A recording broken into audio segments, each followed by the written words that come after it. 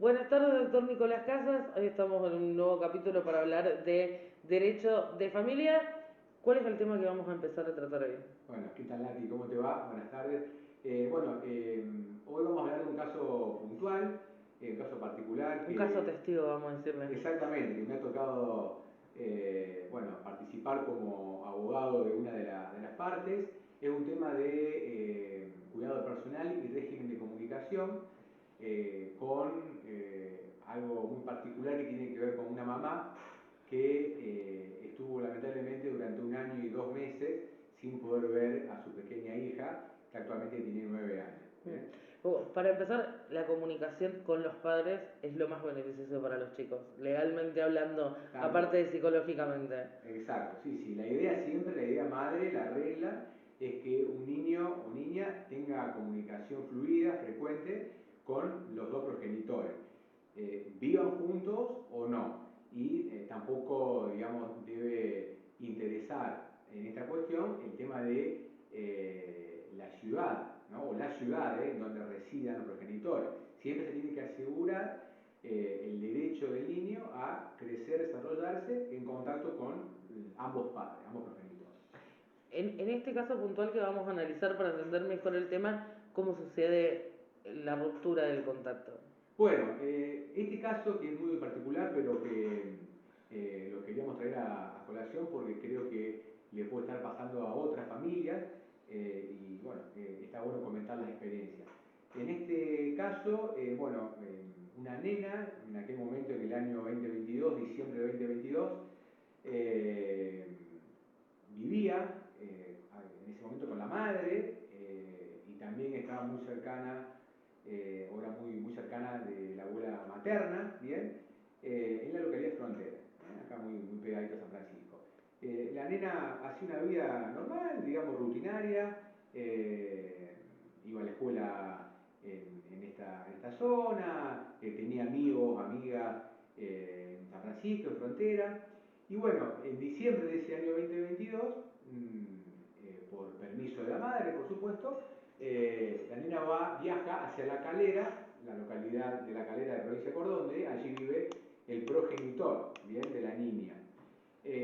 Progenitor que, no se había interesado demasiado, digamos, en su momento por tener un contacto fluido, pero bueno, la madre, a los fines de justamente fortalecer los lazos con el progenitor, le permite, ¿no es cierto?, que viaje hasta la provincia, mejor dicho, hasta la localidad de La Calera, para que esté con el progenitor. Y bueno, ¿qué ocurrió? En el mes de enero, mediados de enero más o menos, hay una denuncia por supuesta violencia familiar de parte de la progenitora en contra de la niña.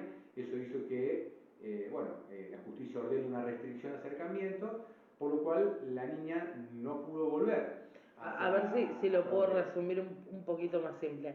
La nena vivía con la mamá y vivía poco el padre porque el padre vivía en otra ciudad. La Exactamente. madre insistía en nutrir el lazo que había en distintas ciudades, entonces en el verano deja que la nena vaya a la ciudad del padre a pasar más tiempo, aprovechando las vacaciones, que no hay Exacto, clases. exacto.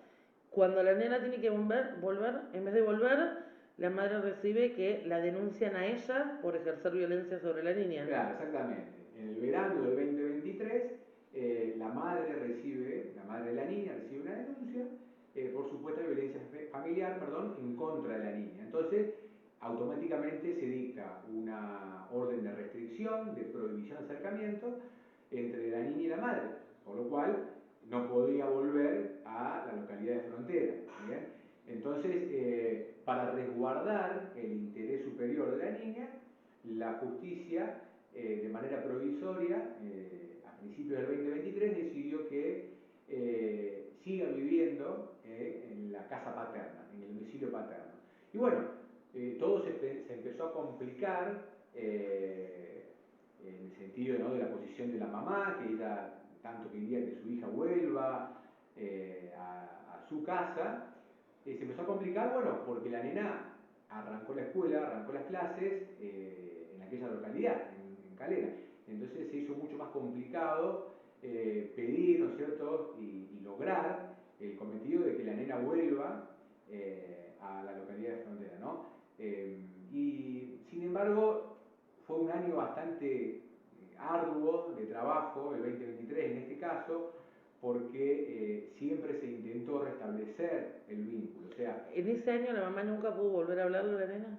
no, estuvo justamente, como decía al principio, un año y 2 meses, porque la vio en diciembre del 2022 y luego volvió a tener contacto recién ahora a fines de febrero del 2024.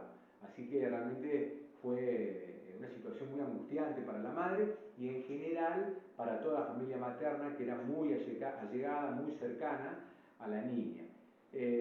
Como te decía, Nati, durante todo el 2023 hemos estado trabajando con la mamá de la niña, con la abuela de la niña y la familia materna en general, ¿para lograr qué? Para lograr que se restablezca la comunicación presencial entre la niña y su mamá y la familia materna. Bueno, fueron muchos los intentos que hemos hecho desde el punto de vista judicial. En un primer momento, bueno, la jueza que intervino en aquel momento de niñez y adolescencia, una de las juezas de niñez y adolescencia de la ciudad de Córdoba, fijó un régimen de comunicación virtual, ¿bien? Por videollamada una vez por semana, diciendo que no estaban todavía las garantías dadas como para que tenga contacto la nena con la mamá. Nosotros nos opusimos porque siempre dijimos que, bueno, esas denuncias o esos hechos que había denunciado el progenitor no habían sido reales, ¿no es cierto? Pero bueno, en ese contexto, a mitad de 2023, lo que pudimos lograr fue una comunicación virtual únicamente por videollamada de WhatsApp. Como para recomenzar un poco el vínculo madre e hija. Exactamente, exactamente. Entonces, una vez por semana, la madre la llamaba, hacían, como dije recién, una videollamada, charlaban un poco sobre lo que estaba viviendo la nena en esta localidad de la provincia de Córdoba. Y bueno, a todo esto desde el expediente que ya empezó a tramitar en aquella época, hablo de agosto de 2023, empezó a tramitar en el juzgado de familia de Córdoba, que es diferente al juzgado de niñez. En ese juzgado de familia establecimos, o mejor dicho, interpusimos la demanda y pedimos, a través de una medida cautelar, que el juez de familia dicte un régimen de comunicación provisorio, pero presencial, ¿no? Para que vuelvan a tener ese contacto cercano, mamá y nena, mamá e hija. Pero bueno, tampoco nos hicieron lugar en un primer momento y en octubre, noviembre del año pasado nos fijan fecha de audiencia recién para fines de febrero de este año. ¿Bien? Volvimos a intentar pidiendo un nuevo régimen de comunicación presencial, no nos hicieron lugar y bueno, llegamos a esta audiencia, ¿no?, que tanto hemos esperado, que fue el 23 de febrero de este año y bueno, ahí finalmente la mamá se pudo revincular al menos por un ratito con su pequeña hija de 9 años, la pudo ver en esa audiencia, le pudo dar un abrazo y bueno, y decirle lo mucho que la extraña, lo mucho que la quiere.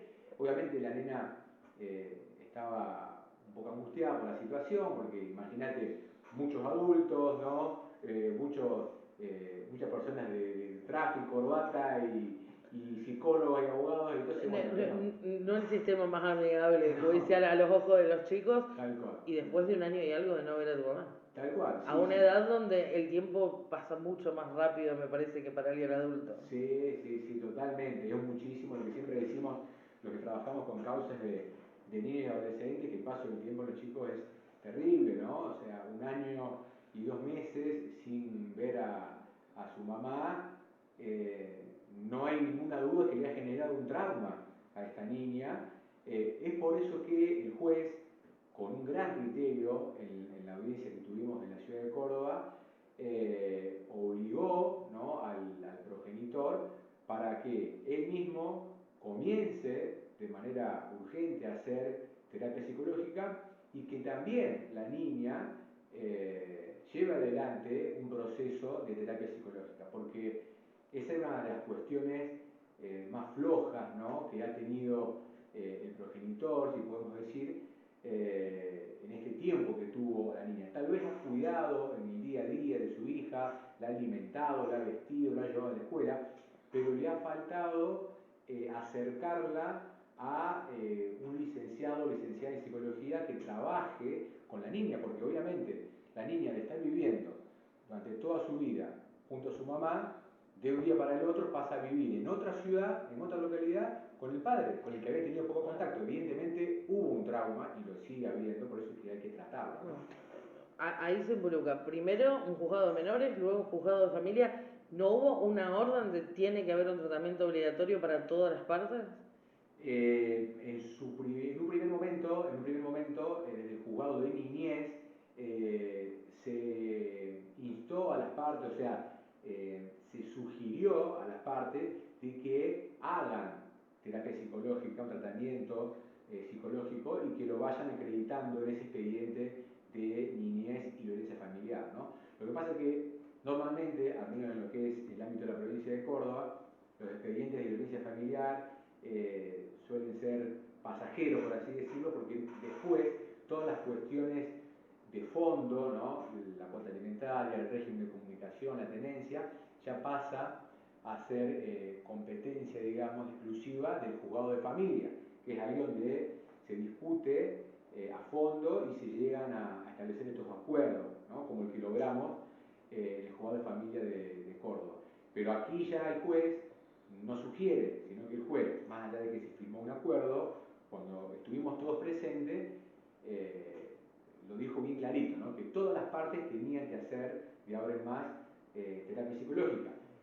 La mamá de la niña, o sea, la persona a la que yo he patrocinado en todo este tiempo, ella hizo terapia psicológica desde el día 1, o sea, desde que la nena no, digamos, tuvo que regresar y no pudo regresar por esta cuestión de la restricción de acercamiento, estoy hablando de enero, febrero del 2023, desde ahí la mamá empezó con terapia y la ha continuado, ¿no? Y obviamente que le ha hecho muy bien, ha favorecido su camino, y hoy, si bien sigue todavía un poco angustiada porque no se ha podido encontrar, digamos, durante un largo periodo de tiempo con su hija, pero le ha ayudado para mantenerse lo más fuerte posible, ¿no? En estos casos tan delicados.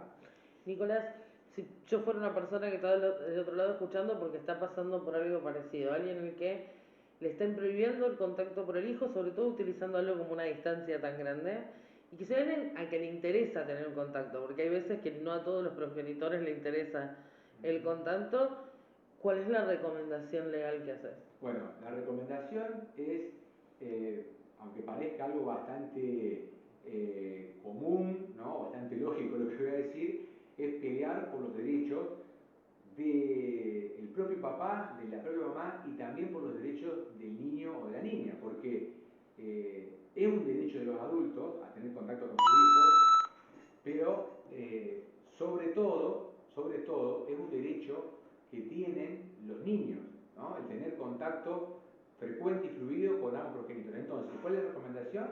Luchar por eso.